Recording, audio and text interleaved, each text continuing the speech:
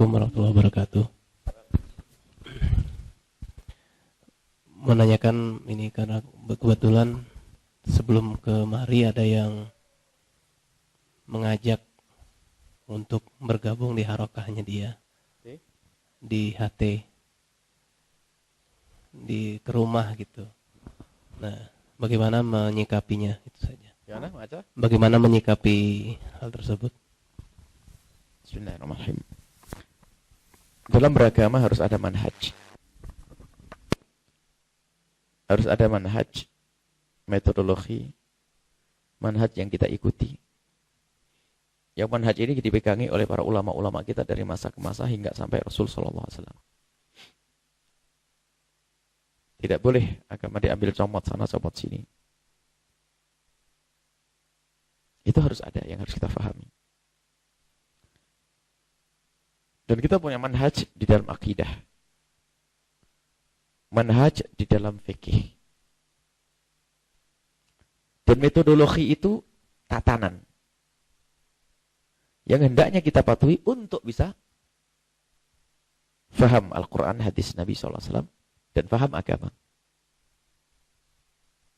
Ini harus. Ad-dinu amanah. Agama itu amanah. Faltandur amman ta'khud dinak. Maka lihat dari mana kau ambil agamamu itu. Harus ada manhaj. Dan manhaj itu ada kesinambungan dari guru sampai Nabi SAW. Memahami Al-Quran bukan dengan akal-akalan, tapi harus ada metodologi. Ada manhaj, ada cara. Yang sudah dikukuhkan para ulama. Nah, di dalam urusan berfikih, kita punya manhaj. Kita ikut manhajnya Imam Syafi'i. Bukan mengikuti pendapat Imam Syafi'i, salah itu. Siapa mengatakan ikut pendapat Imam Syafi'i? Ikut manhajnya Imam Syafi'i, cara beristimbat. Imam Syafi'i punya manhaj namanya usul fikih. Itu metodologi. Gimana memahami ayat Al-Quran? Orang tidak akan bisa paham Al-Quran dan hadis Nabi bisa mencetuskan hukum kecuali ada metodologinya. Ada aturan mainnya. Jadi dalam berfikih kita ikuti manhaj Imam Syafi'i. Makanya kita namanya Syafi'i. Atau madhab Maliki, Hambali. Ada metodologi. Dalam berakidah kita ikut manhajnya Imam Abul Hasan Asy'ari dan Imam Abu Mansur Maturidi. Ada metodologi dan manhaj. Makanya semua cara beragama yang gak ikut manhaj ini jangan diikuti. Karena apa? Ikut manhaj siapa? Sekarang ada orang yang mengatakan dirinya misalnya ikut manhaj salaf. Lalu menyebut namanya salafi. Tanyakan kepada orang tersebut, manhaj yang kau ikuti manhajnya siapa coba? Saya ingin tahu manhaj yang tertulis. Mereka tidak punya manhaj. Akhirnya kembali kepada manhaj kita Imam Syafi'i. Loh, kenapa tidak ikut Syafi'i saja? Mereka tidak punya manhaj. Manhajnya apa? Manhaj haroki, manhaj harokah. Harokah itu atas dasar apa? Coba. Berakidahmu atas dasar apa? Berakidah tidak cukup mengatakan aku beriman kepada Allah dalam sisi kajian ilmiah, tidak cukup. Akan tapi beriman kepada Allah itu bukan di situ saja ternyata untuk memahami sifat-sifat Allah dan seterusnya.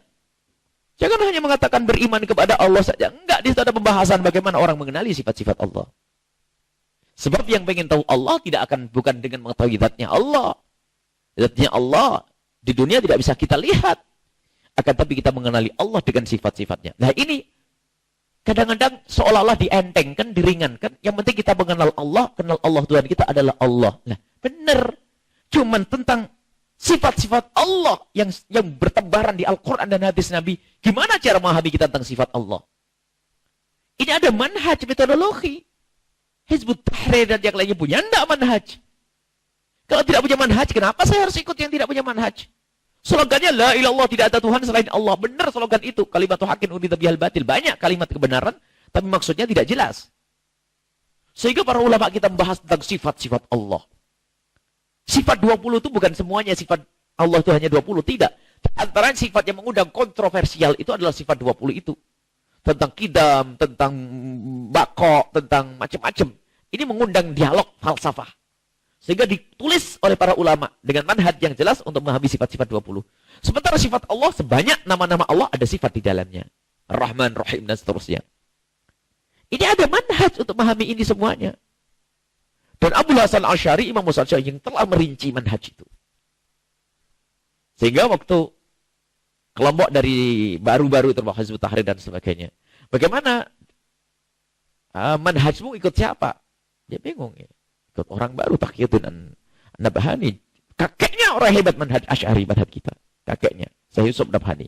Tapi ketemu cucu, manhajnya tidak jelas. Manhajnya adalah kita bergerak masalah khilafah. Khilafah itu dibangun atas dasar ilmu loh ya. Khilafah itu bukan hanya gebar-gebor, bahwasanya kita mengadakan pemimpin selesai, tidak. Kepemimpinan menentukan kekhalifahan. Bagaimana syarat-syarat khalifah? Kemudian penerapan hukum-hukum khalifah itu. Siapa yang akan diterapkan? Akan diterapkan nanti. Jadi, hukum Islam. Islam cara seperti apa untuk memahami Al-Quran hadis Nabi SAW? Harus kembali kepada manhaj. Gak mungkin. Orang tidak akan paham Al-Quran kecuali manhaj. Tanyakan kepada Hizbut Tahrir, manhajmu apa dalam istinbat hukum? Dia punya kitab usul fikih sendiri? Punya. Bukan. Itu ente nyontek daripada salah satu dari imam 4 madhab 4. Mustahil ya. Sehingga disepakati dunia, jumhur ulama ahli sunnah wal jamaah itu yang punya manhaj. Dunia lihat. Kaum muslimin yang penjuru dunia, manhajnya, kalau tidak Maliki, Hanafi, Syafi'i, Hambali. Itu manhaj. Akidahnya Abu Hasan Asy'ari, Mu'tazilah, Maturidi. Yang mengajak gerakan seperti apapun, saya tidak pernah tergiur. Kecuali dia ikut manhaj kita. Kenapa? Kita sudah punya manhaj jelas, silsilah dari guru ke guru. Perjuangan dan perjuangan dan perjuangan. Perjuangan kita semua juga ngajak berjuang. Kalau dia menonjol sisi giatnya dan sebagainya, tapi kalau tidak punya manhaj, kita ikut apa? Coba fatwa fikihnya diambil dari mana? Fatwa fikih itu bukan hanya sekedar orang menganggap ini benar sesuai dengan Al-Quran lalu difatwakan. Bukan mufti itu. Mufti itu harus jelas. Makanya kita tidak boleh ikut. Menyikapinya adalah, saya tidak menantang itu semuanya. Karena apa? Karena dia pakai label Islam. Kita tidak ingin dikatakan memerangi Islam. Kecuali yang jelas-jelas mengundang kekafiran. Seperti akidah-akidah yang mengkafirkan kaum muslimin. Seperti Syiah. Seperti yang mengkafirkan orang-orang yang muslimin. Seperti kaum-kaum Wahabi. Itu kan mengkafirkan. Kalau mengkafirkan harus jelas kita.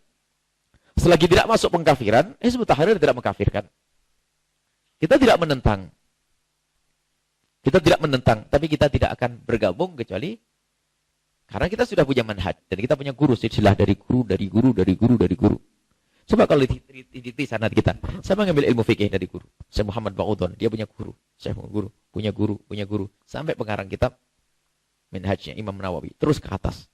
Akidah pun kita belajar. Kalau di titik, mereka punya guru, punya guru, punya guru, punya guru, punya guru. Sambung. Murid kita nyambung ke kita dan seterusnya. Bukan di internet.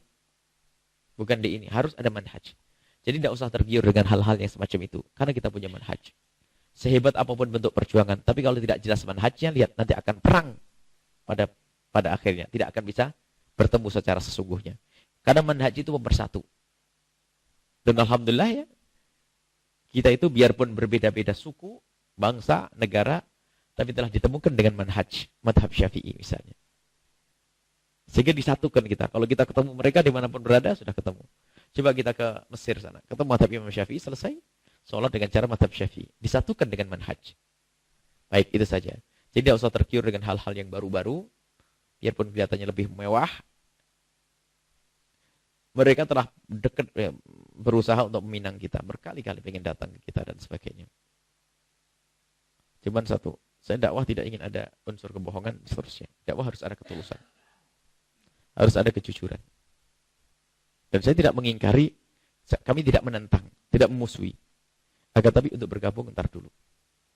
Ada teman-teman dari Malaysia, ada yang sekarang bergabung dalam Global Ikhwan, Rufaqo dan sebagainya. Kita lihat mereka adalah orang-orang yang soleh. Artinya apa? Soleh dalam arti khusyuk ibadah dan sebagainya. Cuman kita tidak mudah bergabung dengan mereka. Kita bergabung dengan mereka, kita sudah datang ke tempat mereka, kita ketemu dengan Buya Asy'ari Muhammad dan seterusnya. Kita kumpul. Kita ketemu. Akan tapi untuk bergabung, saya tidak memusuhi mereka. Dan untuk bergabung ntar dulu, sebab saya punya sanad, saya punya guru. Dan guru ini yang perlu kita pegangi. Saya tidak mudah tergiur dengan siapapun. Karena guru saya sudah terbukti mereka adalah guru, punya guru, ilmunya diambil oleh orang seluruh dunia. Kita punya sanad seperti Imam Syafi'i. Sudah jelas. Ini kita perlu punya guru. Makanya belajar. Sekarang zaman rusak. Orang mengandalkan internet. Guru itu yang menyambung, ada sanad ilmu itu. Sekarang belajar ilmu, sekarang ada orang sombong dengan mentang-mentang cerdas, kalau punya masalah langsung buka internet, masalah ini. Tidak tahu diambil dari mana. Jawabannya dari internet. Jawaban dari internet. Kecuali internet maksudnya adalah webnya orang yang jelas. Misalnya web guru kita. Misalnya Mustanir, itu adalah guru-guru mulia. Web yang jelas, ya. Tapi kalau acak saja, itu berbahaya. Bisa saja kita mengambil fatwa dari orang yang tidak kenal Islam. Atau orang munafik. Baik, untuk menyikapinya adalah, pertama, tidak usah bergabung. Yang kedua, jangan memusuhi karena dia pakai label Islam, kecuali memang ada pelanggaran syariat. Biasa saja. Kecuali tadi yang kita sebutkan. Ada kelompok seperti Syiah. Mulai dari akidah dia membahayakan. Kemudian secara amaliyah, fikihnya juga kurang baik. Bukan kurang baik. Mengajari orang, nanti seperti mut'ah, seperti ini dan sebagainya. Itu bahaya. Kemudian ada sisi lain seperti Wahabi. Wahabi itu subhanallah, kerjanya mengkafirkan orang. Kalau ada orang yang mulai lemah lembut, akan tapi ketahuilah imam-imam mereka yang diagungkan di Saudi sana, kerjanya nyaci maki dalam buku-bukunya. Maka repot dengan mereka. Kita sudah jelas manhajnya. Manhaj kita adalah manhaj terbuka, indah, tidak mencaci maki, saling mencintai. Ini manhaj kita dan sudah tuntas diletakkan oleh para pendahulu